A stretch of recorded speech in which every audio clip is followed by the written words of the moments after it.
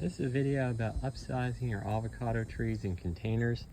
I had this winter Mexican avocado here in a 15-gallon container. I bought it last September. We're now late August, so a little under a year since I've had this winter Mexican. I bought it in a 5-gallon container shortly after. It was already root bound. Upgraded it to a 15-gallon. It sat in the 15-gallon through winter, spring, and it was pretty root bound. I could see root spiraling at the bottom of the 15-gallon container. And I put it in this 2-foot cube box. Made this myself. I found that it was a lot cheaper to use 4-inch by 1-inch boards and stack them up like this than it was to buy like 1-foot wide boards. And then I just, put cross piece on. I like to screw it all together so everything's modular, easy to take apart.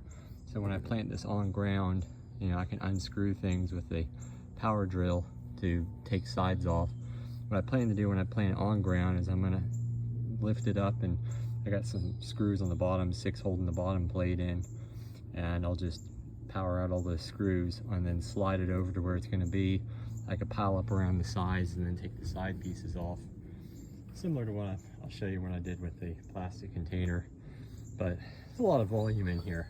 I tell you what, I couldn't even really quite fill this. There's a lot of leaves stuffed in the corners just to get it up to a decent height. I tarred the inside because this is gonna stay wet all the time inside. And this is not pressure treated lumber, so it really needs to have some protection from all that moisture. I just really needed to eke me through the winter and in the spring when I go to plant it. And I'll reuse these wood boxes for the next round. Hopefully they'll be good for a couple, 2-3 rounds before they start getting really rotted. And then I've got them on, you can't really tell, but there's like little 2x4 piece wood pegs that are pressure treated underneath to keep it off the ground direct. I drilled holes in the bottom too. And it gets a lot of air through these little slats too. They're not glued together or nothing, they're just stacked and then lightly tarred inside. Let's go to the one that I'm finishing up.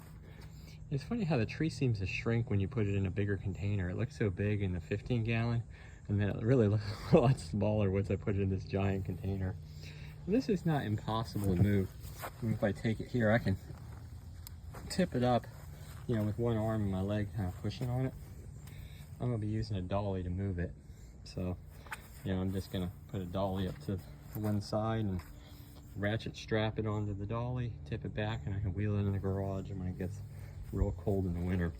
Again, I've got to grow these up bigger before I can plant them in ground. So here's a 15-gallon. What I did was I cut around the bottom edge of it before I put it in here, and then I have a mixture in the bottom here. I used some red lava rock because pumice is kind of hard to come by and pricey, and the red lava rock at Home Depot and Lowe's is not terribly expensive as kind of a filler, and it gives me that pumice type lightweight aeration drainage.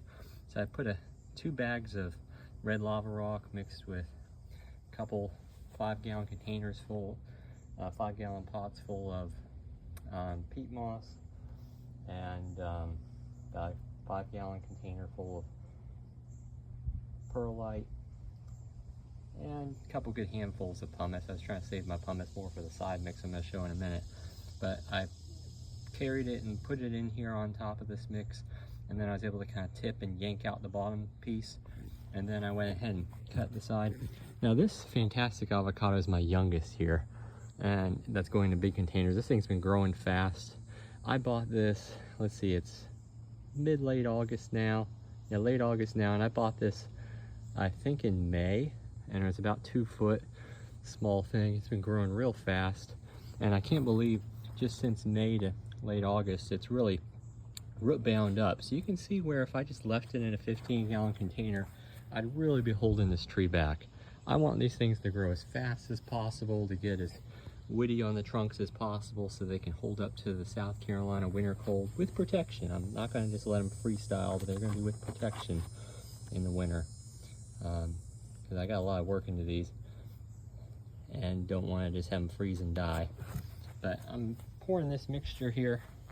You can see it's a really, kind of gravelly, peat mossy mixture here.